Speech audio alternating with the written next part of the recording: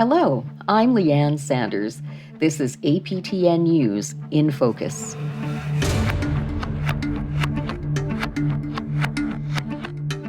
On this episode, we look at the long wait for justice for people who say they were wrongfully convicted. 30 years is a long time. That's cruel and unusual punishment. And you know what? I'm going to kind of relate to even animals don't get locked up like that. You know, today I do suffer with PSD and all that stuff because, you know, sitting in prison for so many years wondering, you know, why?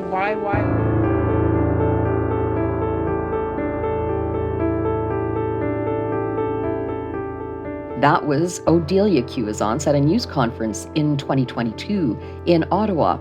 She and her sister Narissa were found guilty in 1994 in the murder of Anthony Joseph Dolph, a Kamsack area farmer. It happened at his farm the previous year.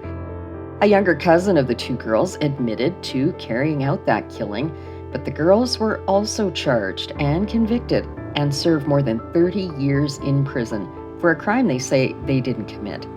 Here's their lawyer speaking at the same news conference. If they were white and they'd been arrested for the murder, would they have been convicted of it? No. And if they were white and they'd been convicted of the murder, would they now be out on parole? Absolutely, for sure they would. Of course they would. On the same day Lockyer and Odelia held their news conference, former Justice Minister David Lametti announced that their case would be reviewed by what's called the Criminal Conviction Review Group. They're lawyers who sift through a case and make a recommendation to the minister. The status of their review? It's still not completed. That's in stark contrast to the prosecution of their case, which went to court within a year of the murder that they were accused of committing. Someone who has some insight into the process joins me now. Senator Kim Pate is a passionate advocate for those who have been wrongfully convicted, especially Indigenous women. Senator Pate, when a case is actually under review, as the sisters has been, we know that there have already been hundreds of hours, maybe even thousands of hours of work by defense lawyers and advocates in even getting it before the CCRG. How do you see the length of time that it takes for a review? Well, the length of time has been extraordinary in Canada. And, you know, when I was talking to folks who do this work in New Zealand, for instance, where they also have a high Indigenous population, many more cases are reviewed within the time frames that we've seen. Certainly, you know, this is the first time we've had Indigenous women's cases reviewed. They're not the first to apply, which says something in and of itself.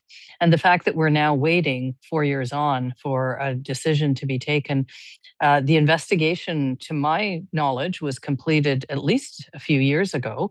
And so the obvious question is, what's taking the time for a decision to be made or to be issued by the minister? It does seem like there's a bit of a lack of transparency with the whole process. We had inquired what stage is the review at with the group, and they couldn't tell us that. They said it was due to privacy, which I understand comes into play in a lot of cases, but it just seems like we can't get any answers from the Justice Department.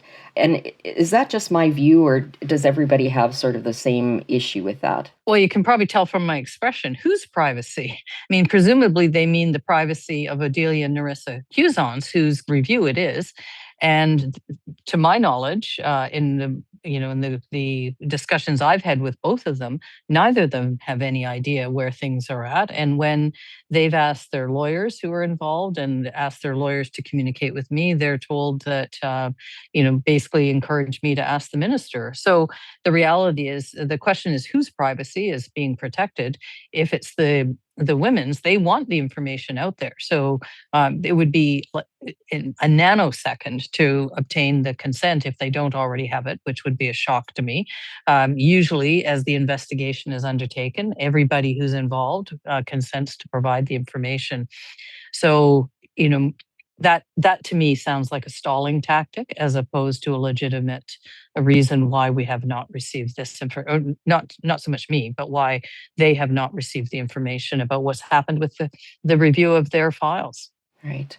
Now, obviously, people saw some problems with an elected partisan person, namely the Justice Minister overseeing these CCRG reviews, and the new Miscarriage of Justice Commission was created. But even that commission is sort of stalled. A commissioner has not been named. What does that say, in your opinion? Well, it tells us that a priority is not to deal with injustices. We're told that Bill C-14 and C-16, which are currently before both houses of Parliament, law reform, public safety, justice are priority issues. If that were true, then the Miscarriage of Justice Commission would be up and going right now. We wouldn't just have named that it would be in Winnipeg and no commissioner named. It would be properly resourced because the presumption is that we want to deal with these issues. Canada made a commitment in accepting the Truth and Reconciliation calls to action. Call number 30 is to end the overrepresentation of Indigenous people in prisons by last year. We obviously haven't achieved that. Miscarriages of justice and these kinds of reviews are crucial to addressing these issues because, as the Justices Harry Laforme and Juanita Westmoreland-Traore said when they asked me to pull together the cases of not just the Quewezance sisters, but 10 other women, the pattern of the abuses, the pattern of the injustices is very clear when you look at a group of cases together. It's why we suggested, with their support, that those 12 women's cases all be reviewed together. There are different fact situations for each of them, but the patterns of histories of abuse, the patterns of residential school involvement, the patterns of child welfare involvement, the patterns of them being criminalized in situations where they were taking responsibility for the behavior of other people and or responding to violence and poverty and the situations they were in are very clear in all of those cases. And so if the government was truly interested in addressing the disproportionate impact of our criminal legal system on Indigenous peoples, then presumably that not only would Odelia Narissa's case being some kind of remedy right now, but also we'd see the review of other cases unfolding.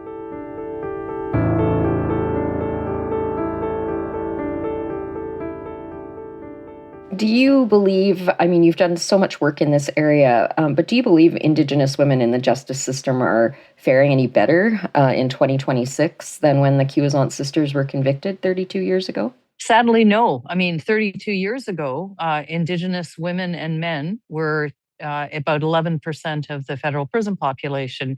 Now women are 1 in 2, 50%, and men are over 30%, 1 in 3.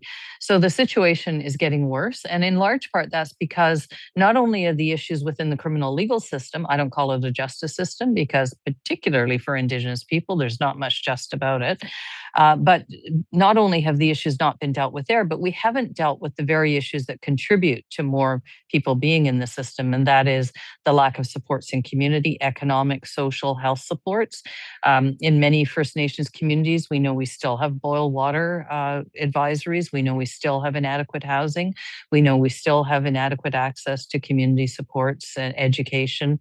And food insecurity. And so for as long as we're still dealing with those kinds of inequalities, that feeds the very system because, as I often say, the prisons are full of the people who are failed by every other system. It's not a cross-section of those who create the greatest harm or cause the greatest harm in our country. If that were true, it wouldn't be predominantly Indigenous people, and Indigenous women would not be the fastest growing prison population. Well, Senator Kim Pate, thank you so much for your time today and for your insights on this topic. Always informative. Thank you very much. And thank you for all the work that APTN is doing on this and so many other important issues.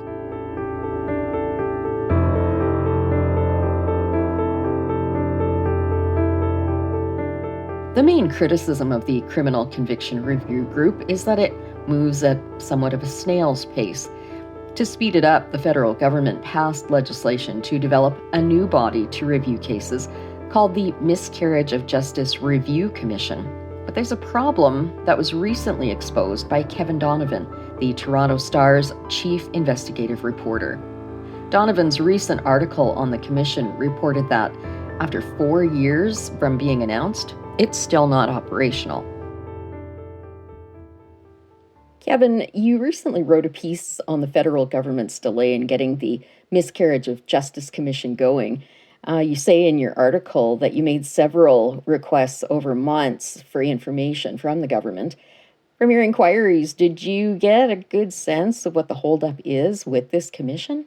Well, from what they said to me, I got zero sense because they just gave me basically a form response. I'm sure you've seen many of those in your career. The form response was often tinkered with a little bit, but basically said that they're working on it. They're hoping to get it started as soon as possible. What I found interesting was that when I spoke to Innocence Canada, their one of their people who was there, I think he's their chairman right now, Ron Dalton, he said that his speculation is that it's a financial. This is not a time that the federal government is wanting to spend a whole lot more money. And so I put that to the spokesperson for the minister, and what I heard back was, no, that's not the issue. We can appropriate money as we need. So I think there's probably some truth to that. I think the fact that I've done a story, and presumably you have or will, might move things forward a little bit. It's very disappointing to the people who caused this to come into being, to be told, closing in on 2 years ago, that here's this new law and we're going to set this commission up, and then there's no commission set up. And I really think they've done nothing, because the people at Innocence Canada would have heard of person X being tapped to be the commissioner, and they have not heard anything. I know some people that I've spoken with have said that the delay could be partly due to the transition in government. What do you think is behind the delays in getting it set up? No, I think it's more likely that it's not something that's going to earn politicians any votes, in my opinion. Getting people out of prison, the general public, I think, is, and this is my opinion, is pleased when people are behind bars that might hurt them. And I mean, the people that have been exonerated with the work of Innocence Canada are people who were truly wrongfully convicted, and I know you're aware of some that are in the pipeline right now. So I don't think that it's anything nefarious. I think it's just not on the front burner for this government. And this government, like, it's the same color of government, it's a liberal government, but this group of people did not come up with this idea. It was Justin Trudeau's government.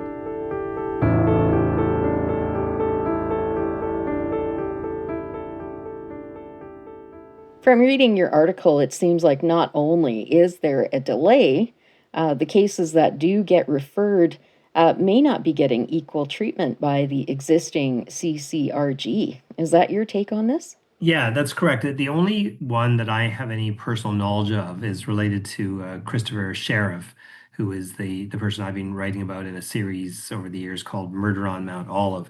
And Christopher, his case did go to the Miscarriage of Justice Commission, and not a full review, but a partial review. And within a couple of months, they said, no, there's nothing new here, because they were looking for new evidence. But you're quite right to point out the statistics, because there is certainly an overrepresentation of Indigenous and Black individuals incarcerated in Canada, and the statistics for the numbers that have been referred back don't reflect what you'd expect from Canada's population. So how do you plan on handling things going forward with the federal government when it comes to sending them questions and trying to get your questions answered? Well, every time I do a story on the case that I am following, I will certainly mention that to the extent that that is ever noticed by anybody in Ottawa. I don't know. I every year, Innocence Canada in October has a it's gala is the wrong word for it, but it's an event where people who have been exonerated show up and they give talks, and I fully expect at this one this October for them to make some statements. I mean, how can they not? Because in October it'll be almost 2 years, and people are still waiting. And the government, when they did respond to me, they said, yeah, our current system is still working. They're hard at work, and I don't see the evidence of that at all. The whole idea of the Miscarriage of Justice Commission was to have an independent body to take it away from the government lawyers. So you have people who have experience with these sorts of cases in the justice system so that they can take a fresh look at the case and see where the justice system got it wrong. In my opinion, that's not happening under the current situation. Under the new one, if they ever get it going, it probably will work a lot better. They just have to get it going. Thanks for your reporting on this and for your time today, Kevin. That's great. Well, thanks a lot for taking the time to talk to me today.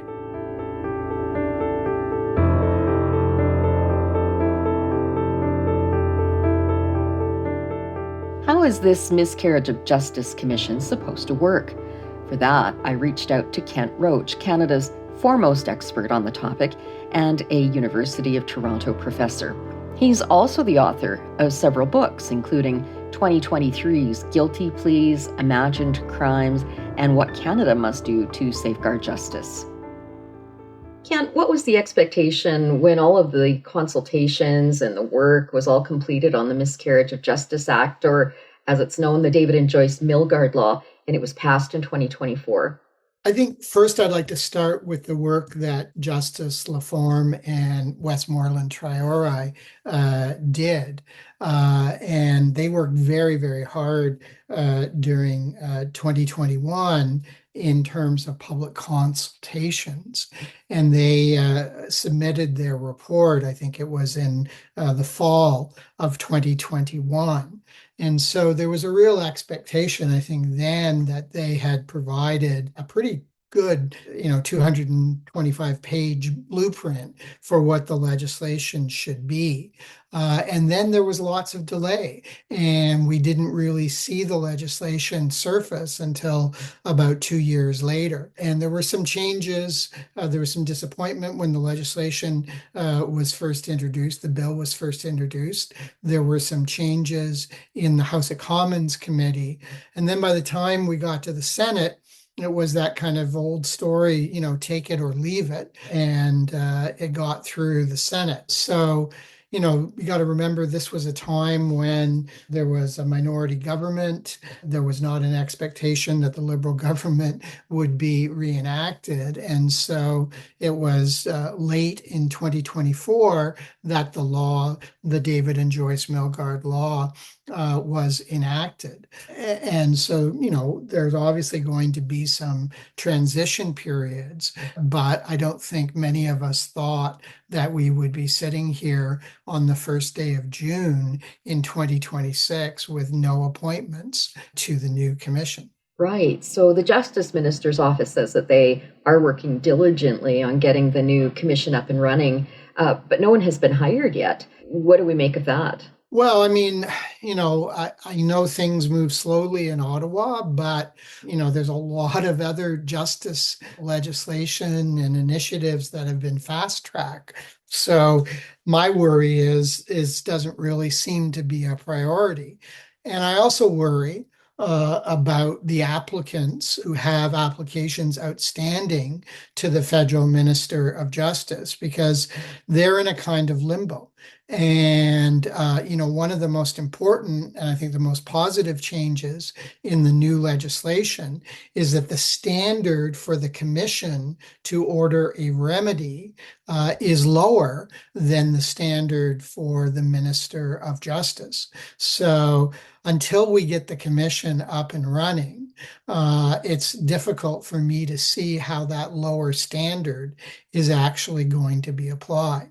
The other big win, I think, in the legislation, or improvement in the legislation, is that the new commission, once it's up and running, can provide a wide variety of legal and social and economic supports to applicants if it deems it necessary. And of course, the commission can't do that if it's not up and running, if it's not appointed, and it can't do it unless it has an adequate budget. So I think in both those respects, the lower standard, which is based on a miscarriage of justice, may have occurred, and it's in the interest of justice to have a new appeal or a new trial. That's the standard the commission will apply, whereas the standard that the Minister of Justice applies is basically a miscarriage of justice likely have occurred.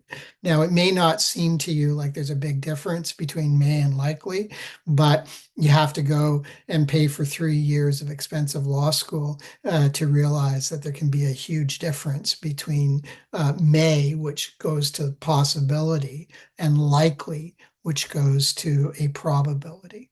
Right. And one of those was the Quewezance sisters case, which remains with that previous body, the Criminal Complaints Review Group, under the Justice Minister. And that's been 4 years now. I guess just emblematic of what has gone on previously with this body.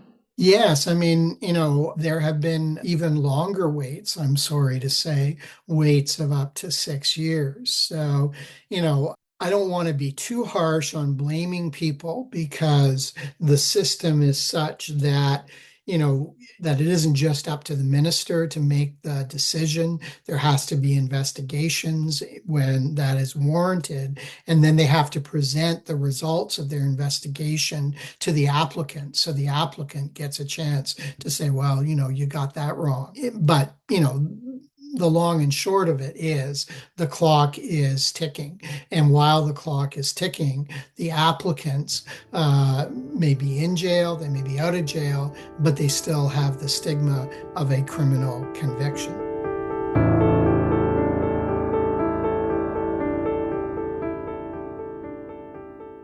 With everything that's kind of known now about especially Indigenous or marginalized people who are charged under the law, are wrongful convictions still happening? Absolutely. I mean, we're never going to know the unremedied wrongful conviction, but along with Métis lawyer Amanda Carling and I, we co-founded the Canadian Registry of Wrongful Conviction. And since we've launched, I think we're working on probably about 3 or 4 or even more new remedied wrongful convictions. Obviously, the ones from Winnipeg are a good example, and we have to add them to our website and to our registry. So, wrongful convictions are still happening. And, that's why we need the commission. We need the right commissioners. We need them to have an adequate budget and a desire to inquire and, if need be, challenge in order to find out what wrongful convictions are out there but have not yet been remedied. I know you mentioned not wanting to place the blame with any particular body or group or individual, maybe, but is there some sense that perhaps prosecutors are part of the issue? Yes, well, I mean, certainly one of Justice Laforme and Westmoreland Traore's recommendation, and I should mention I was their research director, so maybe I have a conflict of interest, but one of their recommendations was that the commission should be able to get documents even if police or prosecutors claim legal privileges over them. And unfortunately, that was not a recommendation that is reflected in the final legislation, even though it is a power that the English Commission has. So, one of the reasons why that was recommended is that police and prosecutors in the consultation said, look, we may share some things now with the federal government lawyers who work with the Minister of Justice in the criminal case review group, but we may not necessarily have the same confidence in the commission. So yes, I mean, the prosecutor can correct a wrongful conviction, can prevent and correct a wrongful conviction quite quickly if he or she wants to. But if they dig their heels in, they are potentially a huge barrier to getting a remedy.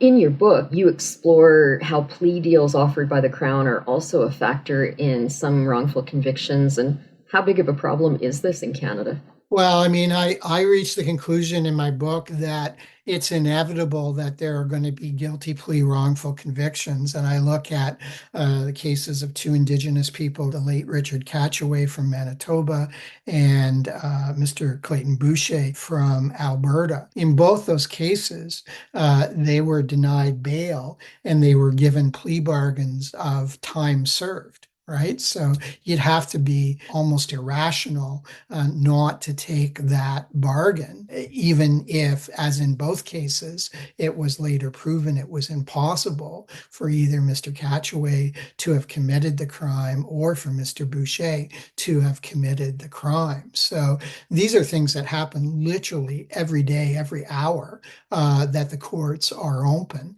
But in many cases, we've known that Indigenous people, in part because for reasonable reasons, they often do not have faith in the system, just plead guilty. Because you also, if you plead guilty, you generally get a much better deal. You're going to spend less time in prison than if you fight and you go to trial.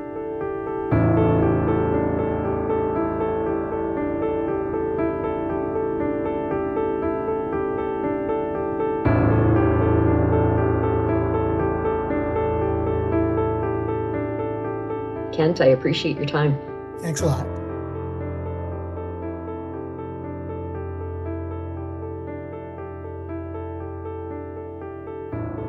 So, what does this all mean for Indigenous people in the justice system?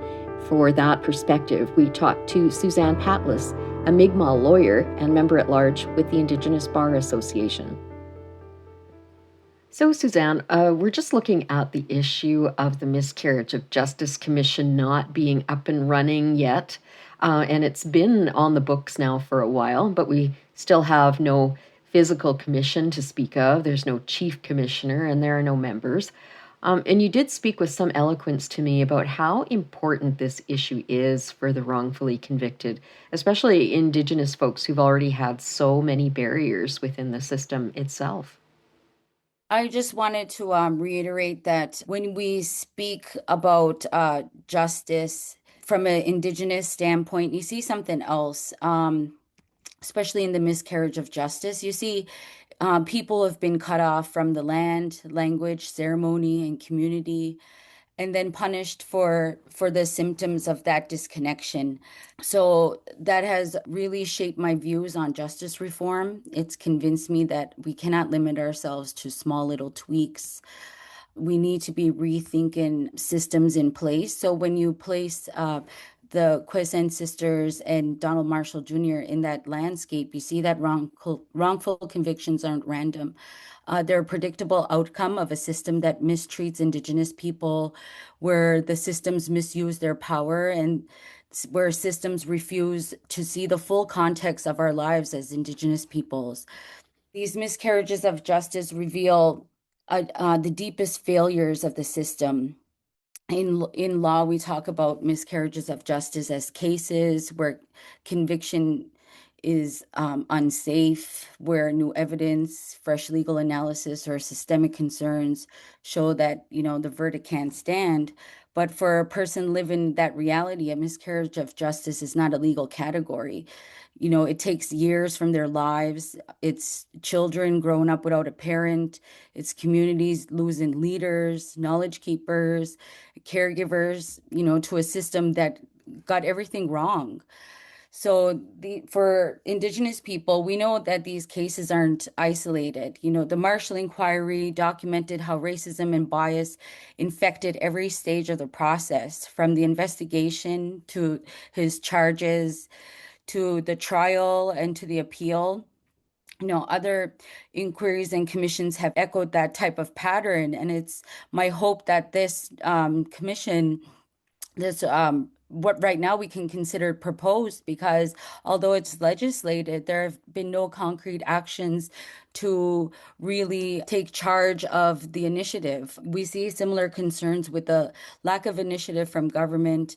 And these cases all have questions about evidence, about police conduct, and about how Indigenous people are perceived and treated in the system. We need to make sure that people who have been wrongfully convicted have real pathways to review, exoneration, compensation, and real healing from the systems that have really perpetuated major harms. And this systemic accountability could use these cases to expose structural problems, because unfortunately, we don't start at a equitable beginning when it comes to dealing with any institutions. It begs to question how fast these processes go when they're not just dealing with files or numbers. These are real individuals who are facing consequences and who are still under surveillance because of inaction due to systemic barriers, because there's no other review for this type of injustice. So it's imperative that we, as not only Indigenous people, but all people, are able to feel safe in a free and democratic society. If our freedom can be taken away from us and no recourse happens if we're wrongfully convicted.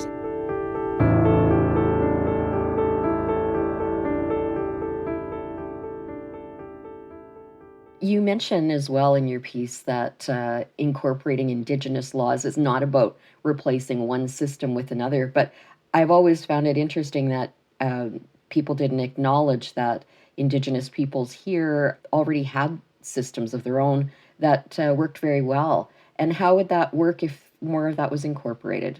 So, if Canada were to meaningfully incorporate Indigenous laws into the justice system, not just as some performative action or decoration, but as co-equal sources of law, we could see really progressive change and shifts from punishment models to more restoration models, where you would have Indigenous legal traditions where they focus on repairing relationships between the person who caused the harm and the person who's harmed, the families and the communities. And that doesn't mean there's no consequences. So, when we think of harm, that harm includes colonialism, dispossession of land and resources, and rights, and systemic violence that comes with that. So incorporating that type of lens using a two-eyed seeing approach would force the justice system to confront its own role in producing harm to peoples, and it would force more accountability. So it would also amplify the visibility of Indigenous peoples, and it would have more recognition, because we would no longer be strangers to the courtroom. We still carry that. So is the Canadian justice system willing to share space with those laws and to be reshaped by them? Is it, willing to admit where it has gone wrong? If we can really do that, then we can honor Donald Marshall's legacy. We can honor the Quewezance sisters' courage, honor the resilience of our communities, and then the commission can be more than just a bureaucratic body. It can be part of a larger movement towards truth, repair, and Indigenous legal resurgence. So, that's like the vision I have. I know it's large, but it's not something that's impossible. I think if anything, it's a small incremental step. One of the things you said was regarding the training of lawyers. I had a thought yesterday that I have not personally seen very many Indigenous Crown prosecutors. And I'm just wondering if that's maybe part of the solution, is to have more Indigenous lawyers seeking to be a Crown lawyer. We need Indigenous people in all layers, not only as Crowns, but as defense lawyers, as judges. We need to be in those spaces because we deserve to be in those spaces. No space should be foreign to our people. We should be able to occupy those spaces and be able to navigate those spaces with confidence. So I think that we need to be letting our people know that they're capable of being in those spaces. So it's not about whether or not we should be, it's whether or not those opportunities are available to our people. Well, Suzanne, thank you so much for your time today and your insights into this topic. It is a huge, huge area that needs to be addressed. Senator Kim Pate called it a legal system, not a justice system, and I think that's a fairly accurate assessment. I want to just, hand it to the Miscarriage of Justice Canada for their advocacy.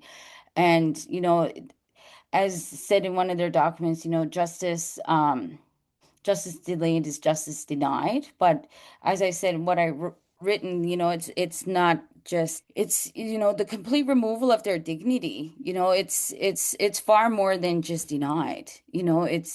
It's far more than that. It's stripped completely. So it's something that we can't take lightly. And I hope that we're able to move forward with, the advocacy of people like Senator Pate, who is really advocating in spaces where most people who advocate on these issues could not reach. Well, Suzanne, again, thank you so much for your time today. I do appreciate it. Thank you.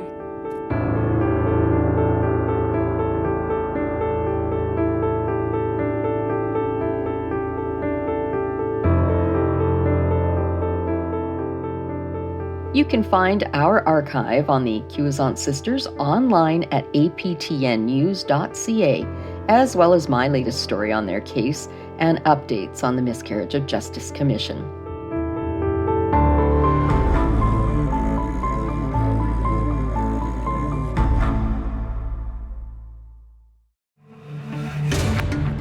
This episode of In Focus was produced by Mark Blackburn and edited by Jesse Andrushko.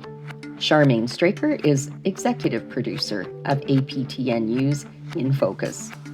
If you're enjoying the show, let us know by leaving a rating and a review. And if you have any ideas or comments, email us at infocus@aptn.ca. I'm Leanne Sanders. Thanks for listening.